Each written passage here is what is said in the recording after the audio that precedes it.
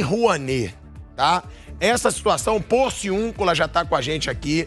André Porciúncula, ex-secretário de Cultura aí do governo Bolsonaro, ele já tá no telão, eu vou falar com ele sobre essa situação, né? Aqui já vou para já vamos rodar para aqui, ó. Já vamos para sobre isso, né, Porciúncula? A Lei Rouanet, porque é uma dúvida que as pessoas têm geralmente, porque falam: "Ah, governo Lula tá dando dinheiro para Cláudia Raia, para Ludmilla". A gente sabe que não é muito bem isso. A Lei Rouanet é um incentivo. As empresas vão ficar isentas de pagar imposto, colocando dinheiro em projetos culturais. Agora, o que me chama a atenção e eu quero te perguntar é por que, né, que esse dinheiro todo de isenção das empresas, ele não vai para a educação, ele não vai para a saúde, ele não vai para a segurança. Por que que esse dinheiro ele vai para artistas já consagrados que apoiaram o governo Lula? E deixando claro que apoiaram a campanha eleitoral do Lula, deixando muito claro, esse teto que já foi de 60 milhões foi baixado pelo governo Bolsonaro para 1 milhão, né? Para apoiar aí projetos culturais. Muito obrigado por você estar participando. E o que falar sobre toda essa situação aí da Lei Rouanet? Já vou aqui para frente do telão para conversar com o Porciúncula. Obrigado pela sua presença. Boa tarde a todos, né? Primeiro eu que agradeço mais uma vez aqui na Jovem Pan, empresa que eu estimo muito. Tive o prazer já de participar um pouco lá na linha de frente e é sempre uma honra estar aqui com vocês. Sobre a questão da Lei Rouanet, né? O primeiro ponto é que o dinheiro não é da empresa, eu preciso fazer essa ressalva. A gente costuma dizer, e isso acaba virando uma repetição meio que mimética, o dinheiro é do governo, né? A isenção tributária e a renúncia fiscal, né? Esse dinheiro deveria, como você mesmo falou, ser arrecadado aos cofres públicos para ser investido nas diversas áreas de atuação do governo, infraestrutura, educação, segurança, que o governo abdica dentro de um viés bastante liberal, né? Já que é a empresa que decide onde ela vai aportar e alocar o incentivo, desse recurso para ser investido em cultura, mas em cultura de fato, né? E esse era um grande argumento meu. A lei não é ruim, ela não foi projetada de uma forma ruim. A cultura é importante, os aspectos de qualquer sociedade envolvem cultura, né? E sem cultura a gente não consegue ter civilização. Eu costumava dizer que sem cultura a gente não consegue nem produzir um prego. Então, a importância da cultura para uma sociedade é muito grande. O problema é como utilizar essa lei, né? Os mecanismos da lei foram muito desvirtuados. Por que a lei não está sendo bem aplicada? Veja o exemplo do clássico do que fizemos, né? Nós pegamos a lei, ela em tese, ela estava ali sendo uma estrutura de financiamento de grandes empresas. Quando eu cheguei na cultura, fiz uma auditoria, identifiquei que 10% das grandes produtoras culturais ficavam com cerca de 88% de todos os recursos da Lei Rouanet. Isso era claramente alheio ao que ele deveria ser feito, que era o incentivo e essa pulverização dos recursos. Então, o que a gente fez? Como criar estruturas e mecanismos de pulverização? Uma delas era diminuir o cachê, que foi para R$500 mil. Em R$500 mil, o limite legal. Em R$500 mil era excelente, um valor excepcional para a maioria dos projetos.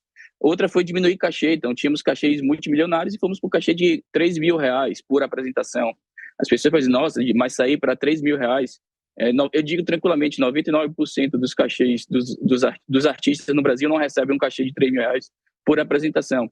Nosso foco não teria que ser naquele grande artista consagrado, ele tem que ser justamente nos artistas iniciantes, na profissionalização, na capacitação. Foi esse olhar que demos. Por exemplo, no ano passado, Pavinato, 1 milhão de empregos. Deixa eu perguntar uma coisa. Calma aí, Pavinato, eu vou te dar a palavra. Primeiro, eu vou despedir da doutora Gabriela Mansur. Obrigada. Foi um prazer estar aqui. Muito obrigado pela sua participação, tá? Porque eu vou chamar o Felipe Monteiro. Porque a gente sabe que a gente gosta de fogo no parquinho, de debate. Não vai ter só visão aqui, né? Uma visão mais de direita. A gente vai chamar o Felipe Monteiro também para questionar aí. Pode entrar, Filipão, o Porciúncula. Mas, Pavinato, essa situação, né, da Lei Rouanet, dando tanto dinheiro, são 5 milhões para o espetáculo da Cláudia Raia e 4 milhões e 700 mil, eu acho, para o da Ludmilla. Pessoas que apoiaram a campanha eleitoral do Lula. Certo. Eu quero fazer, a pergunta ela vai no seguinte sentido, né? Só resumir para quem está em casa, Lei Rouanet é dinheiro que sai do governo? A princípio, não.